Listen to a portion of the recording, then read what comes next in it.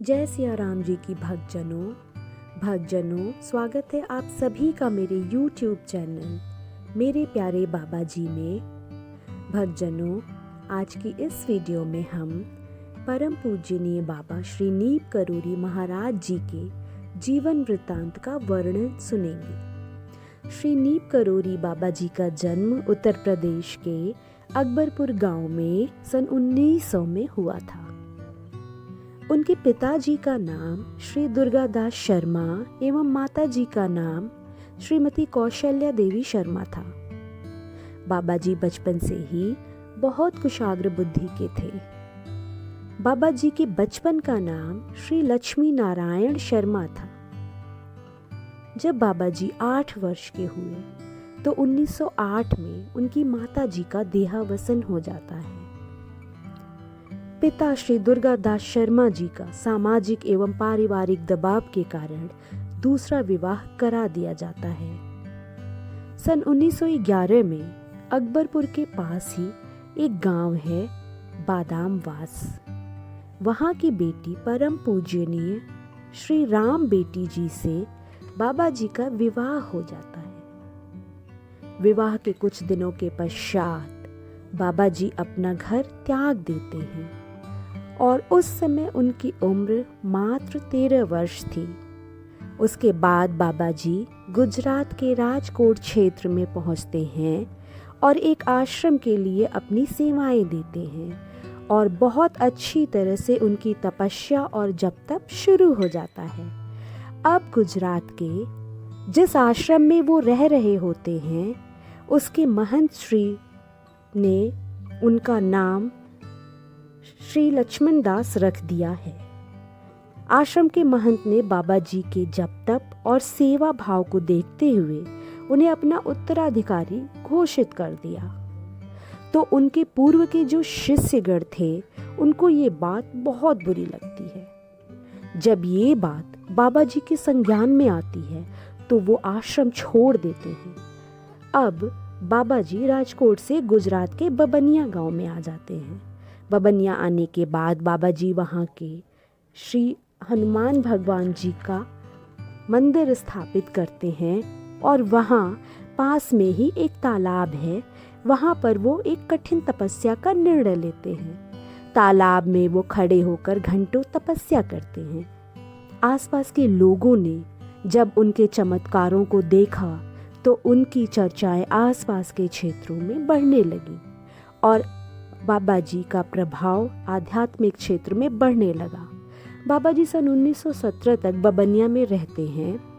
वहाँ लोगों द्वारा उनका नाम तलैया बाबा रख दिया जाता है। 1917 में एक महिला संत श्री रमाबाई जी को वो आश्रम दे देते हैं और वहाँ से चले जाते हैं। 1917 में वो श्री गंगा माता जी से मिलने जा रहे होते हैं। श्री गंगा माता जी को वो घाट अब पांचाली घाट के नाम से जाना जाता है और उसका पूर्व नाम घटिया घाट होता है। बाबा जी श्री गंगा मैया जी से मिलने ट्रेन से जा रहे होते हैं। रास्ते में एक स्टेशन है, नीप करोरी स्टेशन। वहाँ पर टीटी बाबा जी से टिकट मांगता है और बाबा जी को ट्रेन से उतार देता है। उतारने के बाद जब उसने ट्रेन को चलने का संकेत दिया तो वो ट्रेन नहीं चली। उसके पश्चात पूरा स्टाफ टीटी के साथ आकर बाबा जी से माफ़ी मांगता है तो बाबा जी अपनी ट्रेन के फर्स्ट क्लास कोच की टिकट दिखाते हैं और कहते हैं कि देखिए, मेरे पास टिकट था तब भी आपने मुझे ट्रेन से उतार दिया।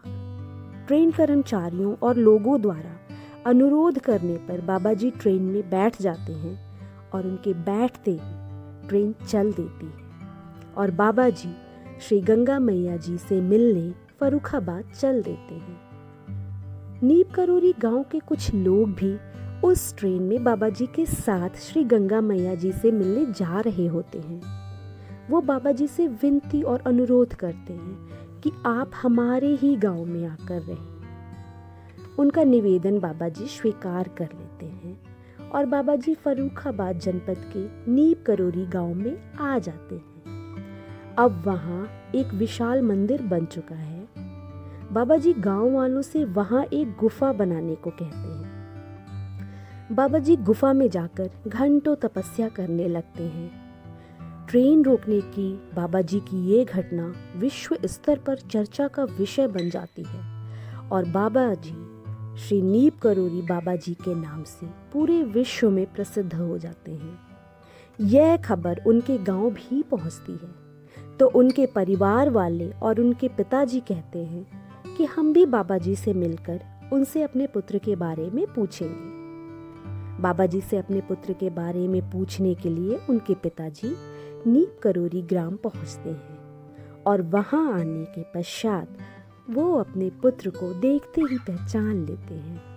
पिता और पुत्र का सुख में मिलन होता है और अपने पिताजी के आदेश पर वो अपने गांव लौटने को तैयार हो जाते हैं और अपने पिताजी के साथ अपने गांव वापस लौट आते हैं। उसके पश्चात उनके पिताजी कहते हैं कि बेटा तुम अब यहीं रहो।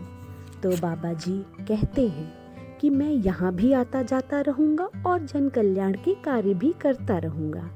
उसके पश्चात बाबा जी नीप करोरी गांव वापस आ गए और इसके साथ ही उनका गृहस्थ आश्रम और जन कल्याण का कार्य और तपस्या सब साथ साथ चलती रही। सन 1925 में बाबा जी को पुत्र रत्न की प्राप्ति होती है और उनका नाम रखा जाता है श्री अनेक सिंह शर्मा। सन 1935 में एक विशाल यज्ञ होता है और बाबा जी अपनी जटाएं त्याग देते हैं। सन 1935 में बाबा जी मानव देह लीला को आगे बढ़ाने के लिए नीप करोरी गांव को अलविदा कह देते हैं। 1935 में बाबा जी फतेहगढ़ किला घाट आ जाते हैं। किला घाट में बाबा जी ने गौ सेवा की और वहाँ पर एक आश्रम भी बनाया हुआ है। वहाँ पर बाबा जी ने जो गायें पाली हैं वो बाबा जी की सभी बातें मानती थीं। है ना आश्चर्य की बात भक्तजनों। सन 1937 में बाबा जी को दूसरे पुत्र रत्न की प्राप्ति होती है जिनका नाम रखा जाता है श्री धर्म नारायण शर्मा, जो वृंदावन में बाबा जी का कार्यभार अभी भी संभाल रहे हैं। सन 1945 में बाबा जी को पुत्री रत्न की प्राप्ति होती है और उनका नाम रखा जाता है श्री गिरजा देवी शर्मा। बाबा जी जन कल्याण का कार्य करते करते और तपस्या करते करते गांव के प्रधान भी बने। बाबा जी जब गांव के लोग बाबा जी से मिलने पहुंचते थे तो वहां अपने चमत्कार स्वरूप हर समय मौजूद भी रहते थे। एक समय में बाबा जी को कई जगहों पर एक साथ देखा जाता था। सन 1962 में बाबा जी विश्व प्रसिद्ध कैची धाम का निर्माण करवाते हैं और सन 1965 में नैनीताल में हनुमानगढ़ी मंदिर का निर्माण करवाते हैं। 11 सितंबर 1973 को बाबा जी ने अपनी मानव देह लीला वृंदावन में समाप्त की थी। उस समय बाबा जी अपने अनन्य भक्त श्री जगमोहन शर्मा जी के पास आगरा में अल्प प्रवास भी किया था। मानव देह लीला का समापन बाबा जी ने ओम जय जगदीश हरे कहकर किया था। भक्तजनों, आज भी बाबा जी हम सब के बीच में हैं, सृष्टि के कण कण में विराजमान हैं और अपने भक्तों पर और सभी लोगों पर चमत्कार करते रहते हैं। तो हम सभी भक्तजनों को बाबा जी को सच्चे मन से ध्यान लगा के हमेशा याद करना चाहिए। जय श्री नीप करोरी बाबा जी महाराज की।